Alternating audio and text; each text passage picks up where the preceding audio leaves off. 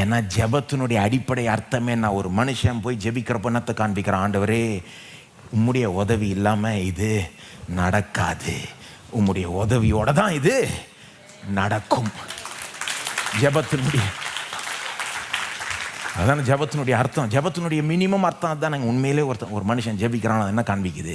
ஆண்டவரே இந்த நாளை நீர் இல்லாமல் நான் வாழ முடியாது, என் சூழ்நிலையை நீர் இல்லாமல் சால்வ் பண்ண முடியாது, நீர் இருக்கிறதுனால தான் இங்கே எல்லாம் மாறப்போகுது இல்லையா?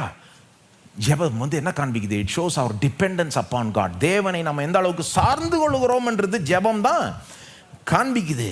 அப்போ ஒரு ஊழியக்காரனை எடுத்துக்கோங்க, அவங்க ரொம்ப வெற்றிகரமாக இருக்காங்கன்னு வைங்க, 100 பிசாசை விரட்டிட்டாங்கன்னு வைங்க, ஆனால் அவங்க தொடர்ந்து ஜெபிக்கிறாங்க, ஜெபத்துக்கு முக்கியத்துவம் கொடுக்குறாங்க. அது என்ன காண்பிக்குது?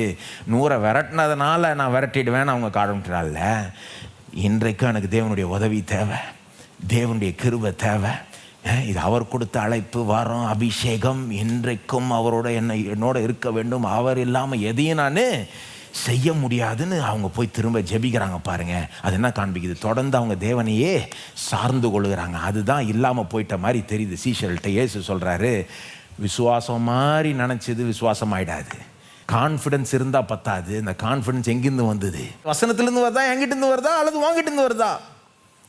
ஏதோ நீ செஞ்சுட்ட, 100 தடவை செஞ்சுட்டேன்றதுனால வருதா? அப்போது இங்கே என்ன இயேசு என்ன சொல்ல வர்றாரு? ஜெபம் உன் குறைன்னா மார்க்கில் என்ன சொல்ல வர்றாரு?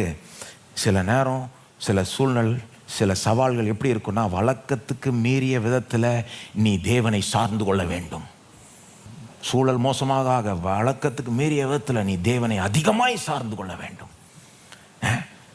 அந்த ஒரு சூழலில், அந்த ஒரு ஜெப சூழலில் தான் விசுவாசம் உண்மையிலே வேலை செய்யும். அப்போது சீஷர்கள் விசுவாசம் இருக்குதுன்னு நினச்சாங்க, ஆனால் இல்லை. அவங்கள்ட்ட விசுவாச குறையும் இருக்குது, ஜெப குறையும் இருக்குது. அவங்கள்ட்ட இருந்த கான்ஃபிடென்ஸ் விசுவாசமாய் கணக்கெடுக்கப்படாது. Self confidence does not count as faith. தன் நம்பிக்கை விசுவாசம் ஆகிவிடாது. கிறிஸ்துவின் பேரில் இருக்கிற நம்பிக்கை மட்டும்தான் விசுவாசமாய் கணக்கெடுக்கப்படும். தேவனுடைய வார்த்தையின் பேரில் இருக்கிற நம்பிக்கை தான் விசுவாசமாய் கணக்கெடுக்கப்படும். தேவன் மேலே, அவருடைய வார்த்தை மேலே கடுகளவு கூட அவங்களுக்கு நம்பிக்கை, கான்ஃபிடென்ஸ் இருந்த மாதிரி தெரியல. அது இருந்திருந்தால் வேலை செஞ்சுருக்கோம் பாருங்க. அப்போ ஈஸ்வரர்களுக்கு விசுவாச குறை, ஜெப குறை. தகப்பனை பாருங்க, தகப்பனுக்கு ரெண்டுமே இவங்களை காட்டிலும் பெட்டராக இருக்குது. யார்? பையனுடைய தகப்பனுக்கு. வேடிக்கை இங்கே மார்க் நமக்கு சுட்டி காண்பிக்கிறார் பாரு. கூடவே இந்த ஈஸ்வரர்களை காட்டிலும் யார் பெட்டர்? புதுசாக வந்த தகப்பன்.